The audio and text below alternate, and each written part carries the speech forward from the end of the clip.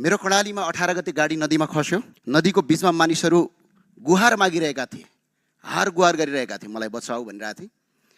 एकजना मान्छे भिरमा अड्किराख्नु भएको थियो, उहाँले जीवनको भिख मागिराख्नु भएको थियो। उनीहरूको गुहार नदीको किनार थर्कियो, डाको लगाउँदा लगाउँदै स्वर सुक्यो, स्वरसँगै उहाँको जीवन पनि समाप्त भयो।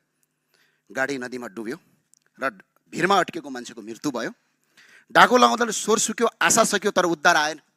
सम्माननीय सभामुख महोदय, त्यही बेला आकाशमा एउटा हेलिकप्टर देखियो, तर त्यो उद्धारका लागि थिएन, मन्त्रीज्यूको सवारीका लागि थियो। सम्माननीय सभामुख महोदय, सरकारका केन्द्रीय मन्त्री कर्णालीको आकाशमा हेलिकप्टरमा घुमिराख्नु भएको थियो, तर यता प्रदेश सभामा भाग पुगेन भन्दै सांसदहरू भागभण्डाका लागि एक आपसमा झगडा गरिरहेका थिए। सम्माननीय सभामुख महोदय, त्यो दृश्य। तर कर्णालीका नागरिक भने नदीमा डुबेर जीवन बचाइदिनुस् भनेर हार गुहार मागिरहेका थिए। सम्माननीय सभामुख महोदय, उद्धार टोलीसँग साधन थिएन। मैले पनि तत्काल फोन गरेको थिएँ त्यहाँको डिआइजीसँग, सशस्त्र प्रहरीको चिफसँग। साधन थिएन।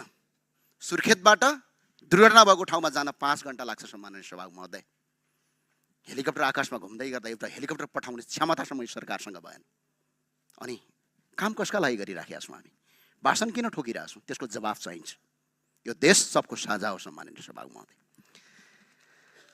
24 घण्टा बित्यो, एकवटा हेलिकप्टर पनि गएन। 24 घण्टा। प्रदेश सरकारले पनि 24 घण्टा पछि मात्र निर्णय गर्यो। तर आज भिरमा अड्केको मान्छे हामी बचाउन सक्थ्यौँ, तर त्यो मान्छे बचाउन सकेनौँ हामीले। र सुरक्षाकर्मी त पुग्यो, तर उद्धार गर्न होइन, मुचुल्का उठाउन पुग्यो। सम्माननीय सभामुख महोदय, त्यो दिन केवल मानिसहरू मात्र हराएका थिएनन्, कर्णालीका बासिन्दा मात्र हराएका थिएनन्।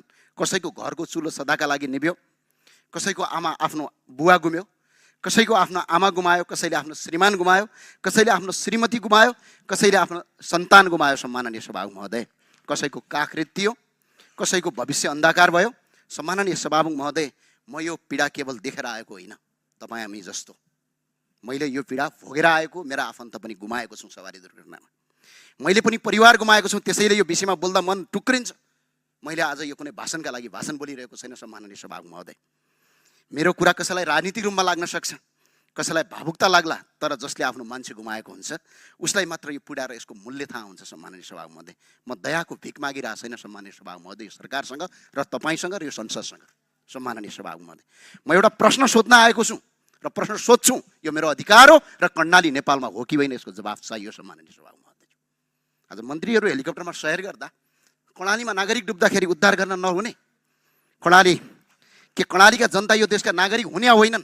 यसको जवाफ सम्माननीय सभामुखले आज दिनुपर्छ। यो संसदमा रुलिङ गर्नुपर्छ। कर्णालीका नागरिकहरूले